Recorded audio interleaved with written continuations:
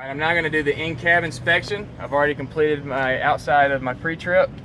So anytime I enter the vehicle, I'm going to use 3 points of contact. That's 2 hands and 1 foot, or 2 feet and 1 hand, always facing the vehicle when entering or exiting the vehicle, or stepping on or off the deck plate or catwalk. I'm now going to verify my tractor park brakes applied and my transmission is in neutral. That's the first thing I always do anytime I get in the vehicle. Alright, now I'm going to do my in-cab inspection. So I'm going to verify my seat and my mirrors are adjusted properly. I would usually have the door closed now, but I'm going to leave it open just for the demonstration. Okay? I'm now going to fasten my seat belt. I'm going to tug, unfasten, and refasten my seat belt. I'm also going to check to make sure my seat belt itself has no cuts or frays, which it does not. Alright, now what I'm going to have to do, I'm going to have to do a brake test. I'm going to have to make sure I have 120 PSI, which is the maximum governed air pressure. More than likely when you get in, you're going to not have 120 PSI. So what you're going to have to do is press the clutch, insert the key, start the engine, and build the air pressure up until you hear the governors kick off.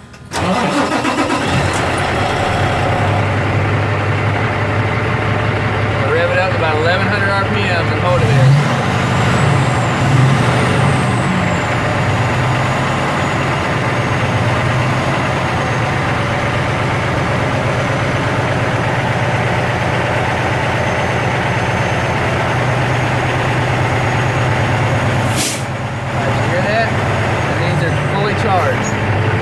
Turn the engine off. I'm going to leave the key in, and once the engine stops, I'm going to turn the key back on. It must be on for this brake test to work. If the key's not on, you got to start all the way over. If you start the test and you realize the key's not on, you can't just turn the key on and keep going. You got to say, I'm going to start over, build the air pressure all the way back up, and then do it correctly, okay? So make sure you start, make sure the key's on. All right, so now I got 120 PSI. I'm now going to apply my foot brake. Not a lot. I don't want to drain the air from the engine. So if I push it hard, I'm going to start draining the air a lot. I just want enough to where I'm not going to roll. And what I'm going to do is push in my trailer air supply valve and my tractor park brake. I'm going to push them both in now. Okay? Now with my foot applied to the service brake, now that my air is stable, I'm going to check for 1 minute. And I should have no more than 4 PSI drop, okay? I either gotta have a watch on or a phone or something counting for the minute. All right, I'm checking, looking to make sure I have no more than 4 PSI drop. All right, we're gonna assume the minute's passed, okay? Now, the instructor's gonna say, okay, go to the next activity. All right, so I've now completed my first brake test. Now I've gotta do my second.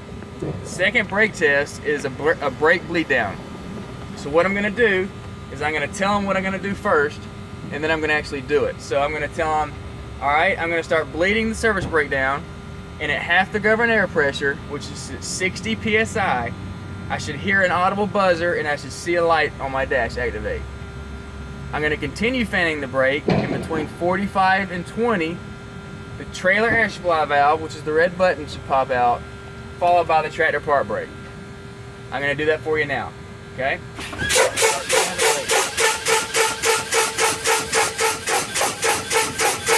Alright, you hear that buzzer? Stop. Don't keep going. Stop. Tell me when it came on. So my low air light on the dash and my buzzer came on about 70 PSI. I'm going to continue to fan until my buttons come out.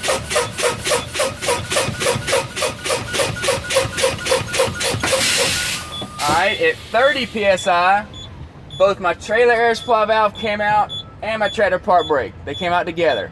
I've got to verify they're out physically with my hands. Okay? Both of them are out.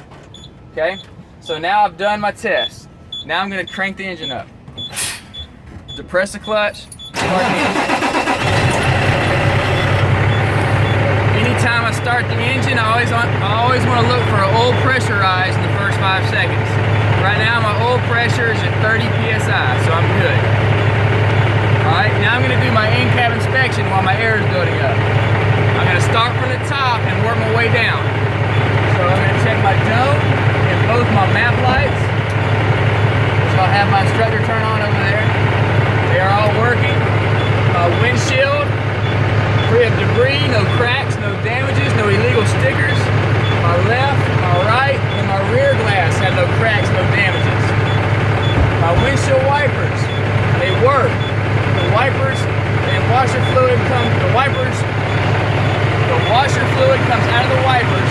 The washers fluid, which means they have good tension. Okay? My steering wheel should have no more than 2-inch play to either side. My horn works. It's an adequate and reliable warning device.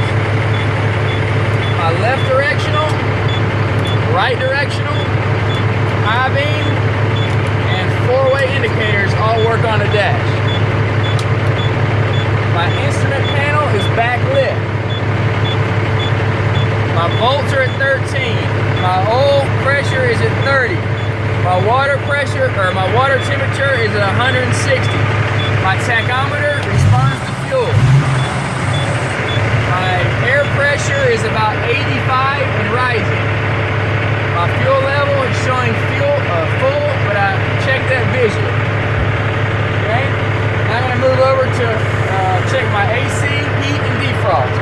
My AC is already working, I can tell. I'm going to push the AC button off, turn the heat on, and check for a change of temperature to make sure my heat works, which it does.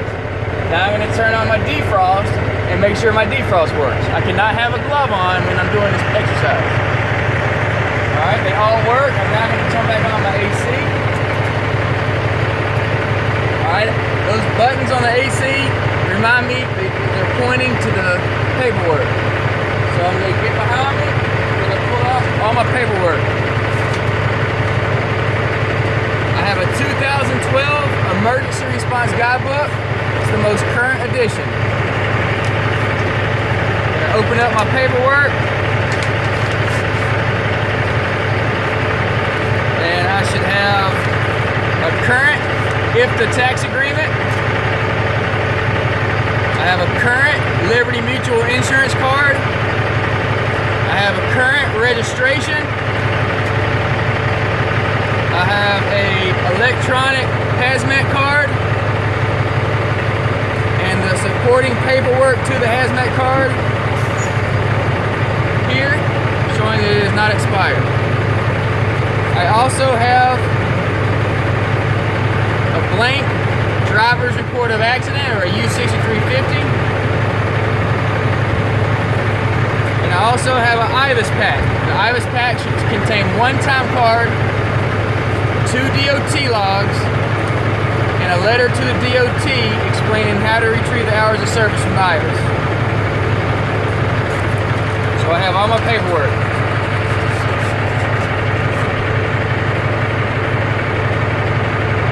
Checking my floor is free of any debris, nothing's going to get in the way. My clutch pedal, my service brake pedal, and my fuel pedal all have good tension. Alright, so now I got to finish my end cap by checking my last 2 brakes. I got to check my tractor part brake, and I got to check my service brake. So now that my air pressure is up to 120, here it just cut off. I'm now going to depress the clutch, cover my service brake, push in my trailer air supply valve to release the trailer brakes. Now with only my trailer part brake applied, I'm going to put it in first and do some test tug to make sure my trailer part brake holds.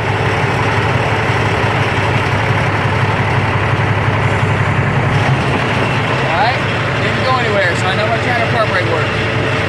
Now I'm going to push in my trailer part brake.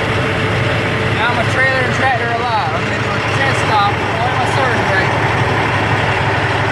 making sure it held. That now completes my in-cab inspection.